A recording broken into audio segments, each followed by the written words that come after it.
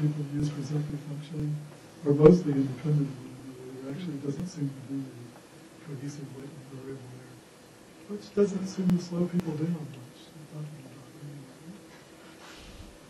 Yeah. How do things like neuroplasticity sort of figure their way in with? The fact that there is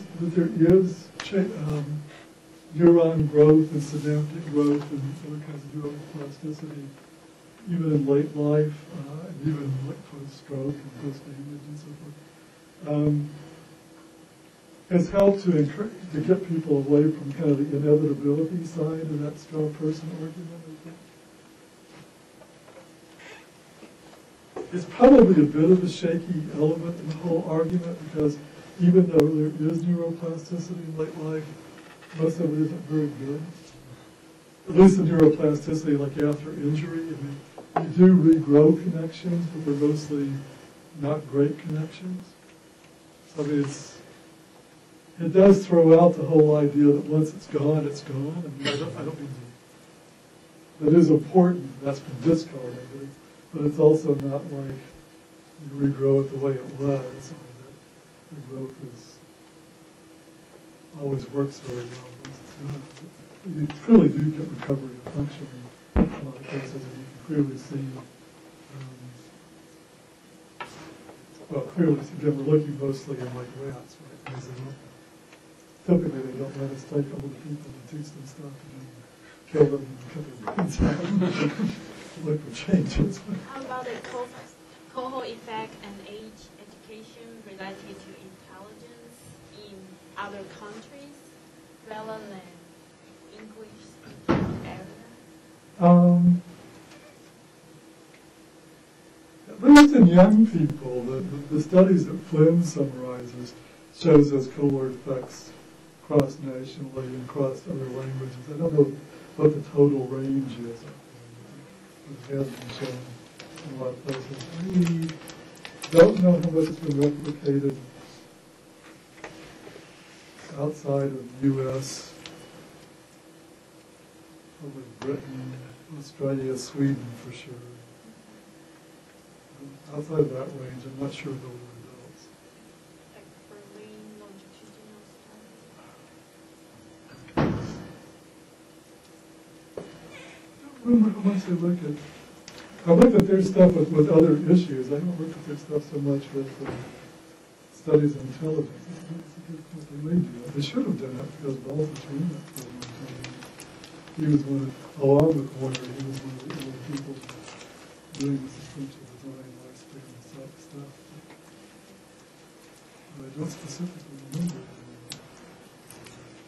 I think it's interesting, like, compare the researches in the US with the other countries whose official languages are English. But like India, they have two official languages. One is English and one is Indian.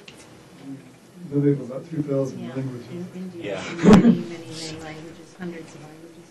But at least their official language is English with the other language. I think the two government federal languages in India are English and Hindi. I count dialects, it's like a couple of thousand or something. It's an interesting question. I mean, you have the Park and Gutchess, I think, article that looks at some of these issues. And to their sense of the summary, the bottom line was that the age differences are pretty consistent across countries and cultures, for the most part. But I don't know that I'd take that as the final word. I looked at cultural and cross-national differences in some other issues in psychology and gerontology. I've actually been sort of disappointed over the years. They often turn out to either be non-existent or a lot smaller than you might think. There are a few things that are quite different especially between the U.S. and some East Asian cultures. There's some social cognition effects that you can get reliably in the U.S. that you can't get in some East Asian cultures. But aside from that, it's disappointingly consistent.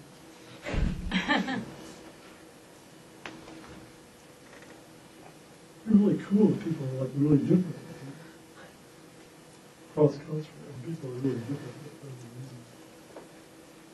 Now here's a biggie. There's actually this was the most surprising table to me in Salthaus's analysis, because this is the partial correlation.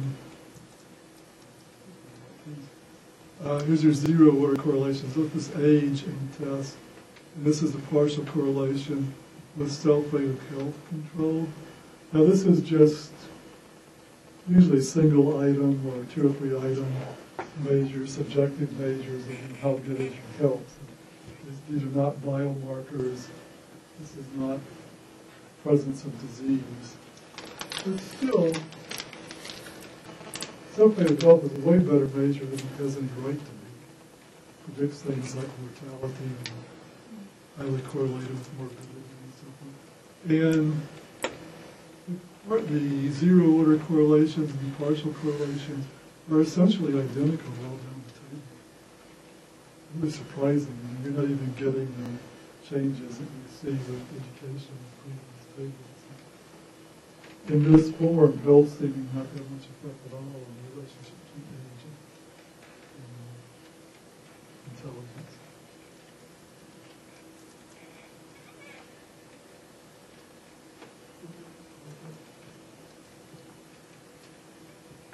This is age, and it's age by speed, and it's perceptual speed. And you do see pretty significant drops everywhere. The verbal abilities actually going from fairly moderately high correlations, negative correlations, positive. Spatial and reasoning being cut about in half. Number going from a little negative to a little positive. Fluency going from negative to 0. So again, money is back on speed. And this is just kind of a different kind of preview of the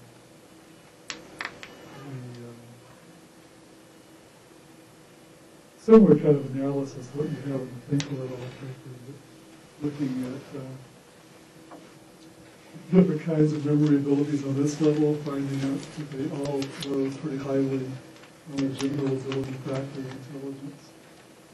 And then the perceptual speed measured in 3 different ways is highly related to the general ability and pretty much mediates the connection between the general ability and age. So age reduces perceptual speed, which is highly related to general ability. And certainly, what we might expect to see here would be zero skill building for the speed and general ability. But at least in this study, you don't get any direct effect at all. It's all increased speed.